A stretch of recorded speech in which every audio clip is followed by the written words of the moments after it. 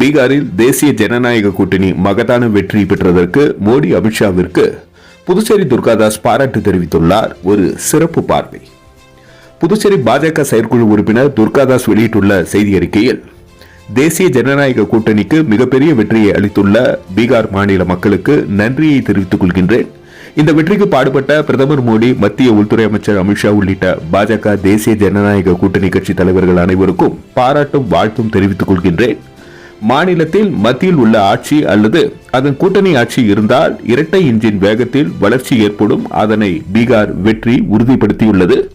புதுச்சேரியிலும் இரட்டை இன்ஜின் ஆட்சியில் பல்வேறு நலத்திட்டங்கள், வளர்ச்சி திட்டங்கள் செயல்படுத்தப்பட்டு வருகிறது.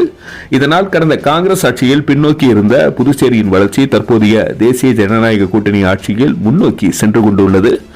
எனவே பீகாரில் கிடைத்துள்ள இரட்டை இன்ஜினுக்கான வெற்றி புதுச்சேரியிலும் விரைவில் கிடைக்கும் என்பதில் சிறிதும் மாற்று கருத்து இல்லை.